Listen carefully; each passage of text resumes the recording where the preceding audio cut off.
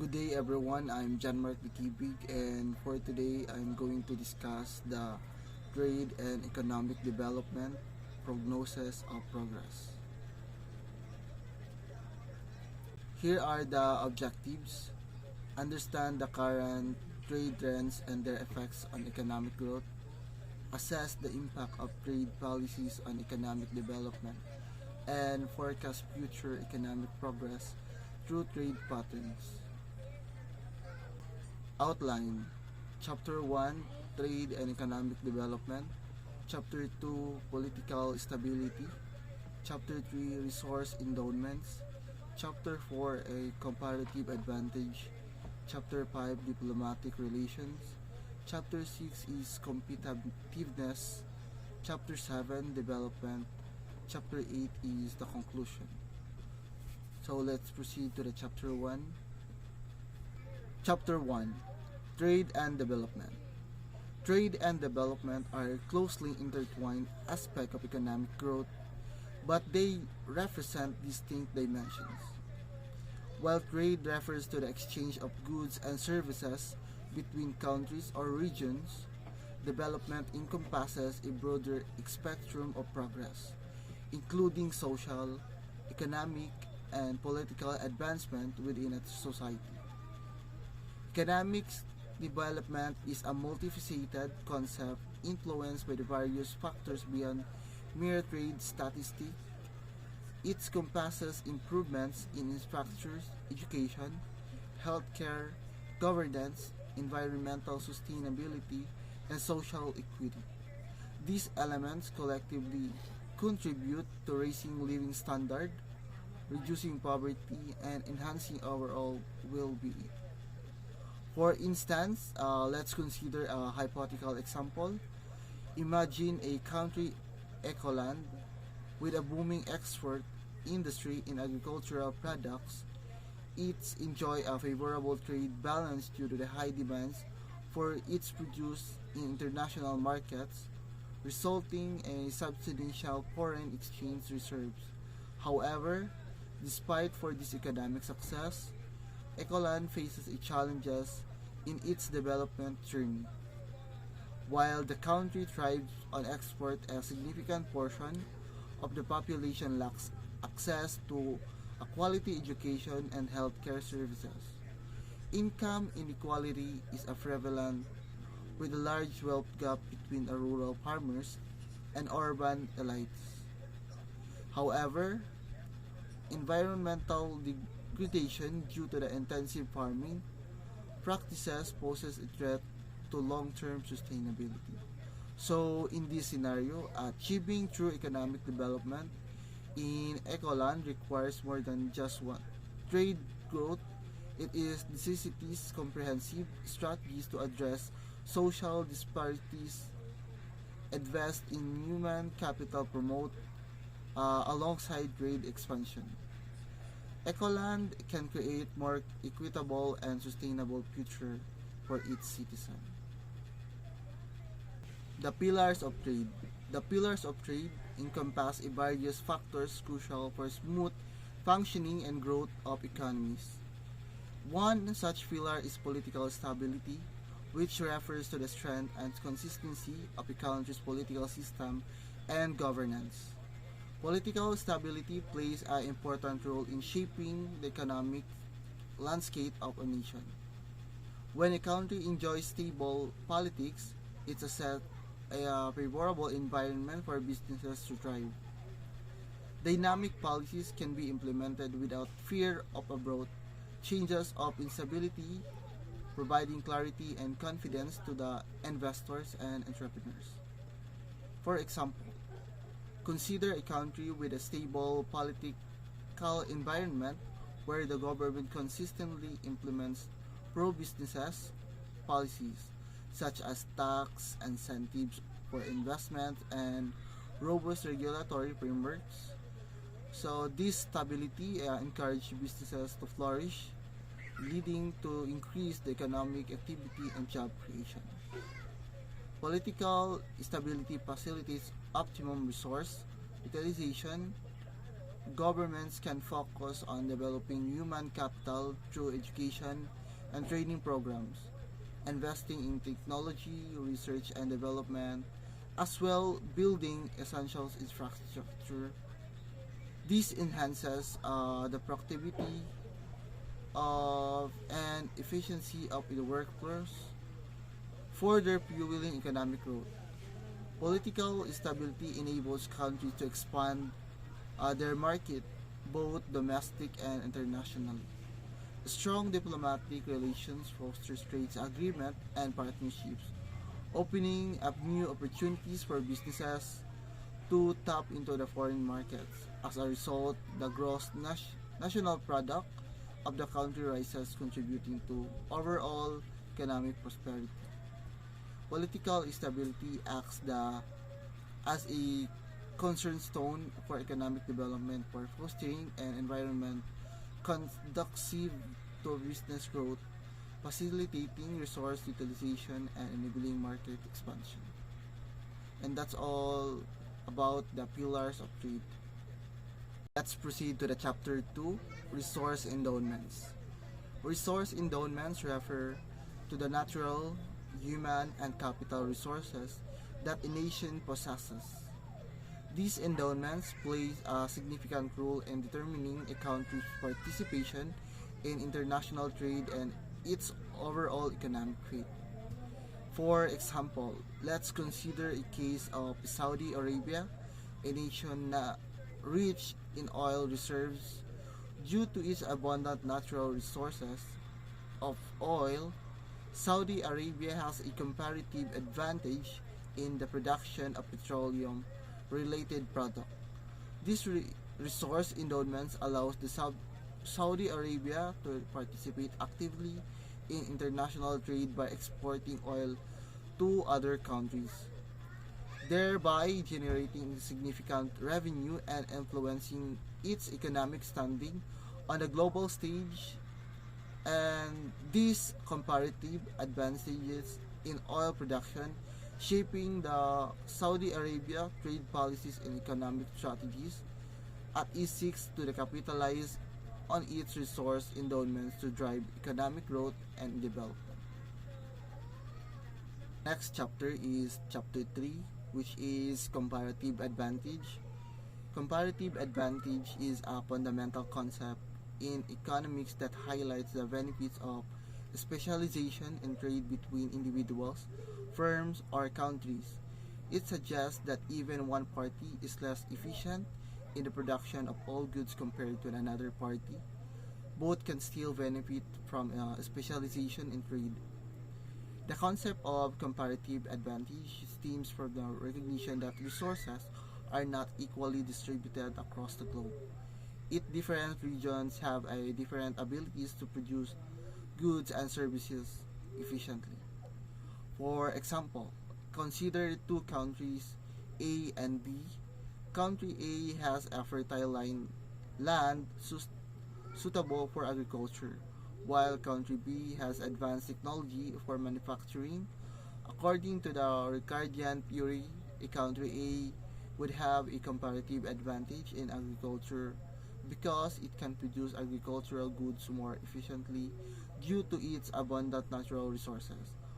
On the other hand, country B would have a comparative advantage in manufacturing because it can produce manufactured goods more efficiently due to the advanced technology. So now if the both countries is specialized in producing the goods in which they have a comparative advantage, and then the trade which each country can both consume more goods that can even they had attempted to produce everything domestically. Country can export agricultural products to the country B and export to the manufacturers goods in return. A similarity, country B can export manufactured goods to country A and export agricultural products in return. Through in this specialization trade, both countries can enjoy a higher standard of living if they had tried to produce all goods domestically. Comparative advantages underscores the importance of specialization and trade in enhancing efficiency and promoting economic welfare, allowing the countries to make the most of their valuable resources and capabilities. And that's all in the comparative advantage. So let's proceed to the next chapter. Chapter 4: Diplomatic Relations. Diplomatic relations between nations serves as a backbone of international trade and cooperation.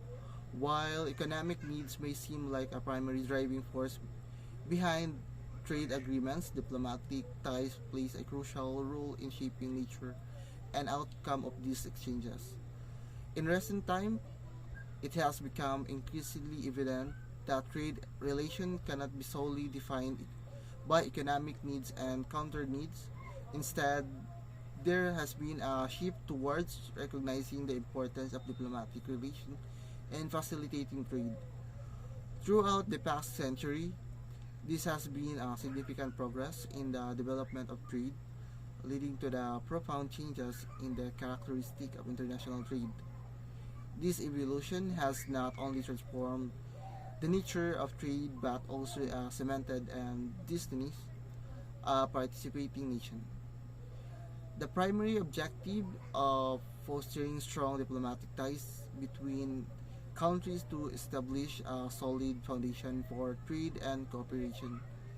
This involves building trust, maintaining open communication channels, and resolving conflicts through peaceful means. A prime example of diplomatic relations influencing trade can be seen in the case of United States and China.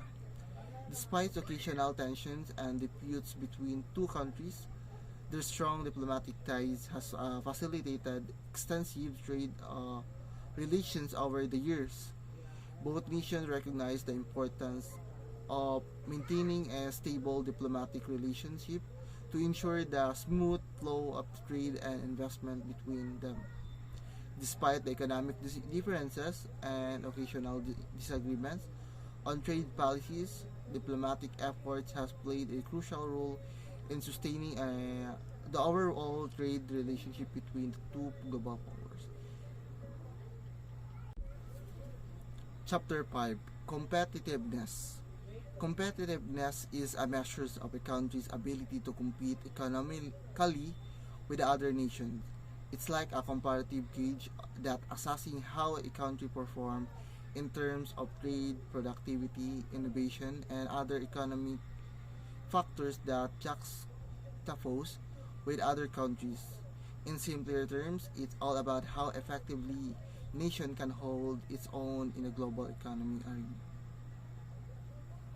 When a country lacks of competitiveness, it struggles to maintain a foothold in international trade. This can lead to the stagnation of regression and economic growth as a country may become overly reliant on outdated industry or primary commodities. Essentially, competitiveness is the economic lifeblood of a nation. It is key with economic dynamic and adaptable to changes in the global market. So empirical evidences often shows the strong correlation between a country's level trade and overall economic performance. This relationship works in both directions. Wealthier countries tend to engage more in trade, which in return helps them become wealthier. Conversely, countries the adaptive export-driven growth strategies often experiences accelerated economic growth compared to those that don't prioritize trade. Take the example of South Korea and North Korea. South Korea has prioritized competitiveness through export-led growth strategy, and its economy has flourished over all past few decades, becoming one of the world's major exporter of electronics, automobiles, and other high-tech goods. This emphasis on competitiveness has propelled South Korea into the ranks of advanced economics. So, in the other hand, North Korea lacks of competitiveness largely due to the isolationist policies and focus on self-reliance has resulted in economic stagnation and hardship for citizens without the actively engaging in global trade and competition. North Korea has fallen behind in terms of economic development and prosperity compared to its southern counterpart. So let's proceed to the chapter 6, development. Development refers to the holistic improvement in the quality of life of individuals within a society, encompassing social, economic, and environmental progress. It differs from merely economic growth, which is a primary focuses on the expansion of the economic output or GDP. The distinction between the development and growth emerge as it become clear and that economic prosperity alone does not necessarily translate into enhanced well-being for all the members of society. An example of development in action can be seen in the provision of accessible education and healthcare. In many societies, the opportunities for individuals to learn and receive the adequate healthcare services is crucial for their overall development. However, barriers such as financial constraints, geographic remoteness, and social prejudice often impeded access to these essential services. For instance, the ability of a family to send their children to school may be limited by their financial resources.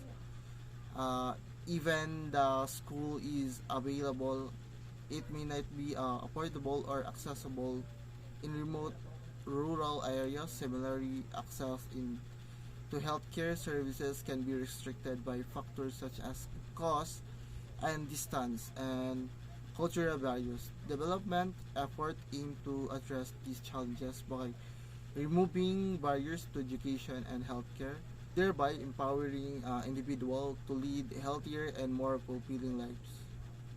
So the last chapter, which is conclusion, the need. So social peace is political stabilities are two fundamental necessities for promotion of economic activity, which is ironically start with the human development. So investment in human development is creation of new resources and preparation for prosperous future opening of a multitude of opportunities for economic expansion in markets. This second most decisive factor which comes under the realm of economic planning is resource utilization because economic growth is natural driven by strategic action plan maximizing resources. The third is most decisive factors of spending of economic growth is establishment of research and development institutes founded by the government in key sectors like pharmaceuticals, technologies, and electronics.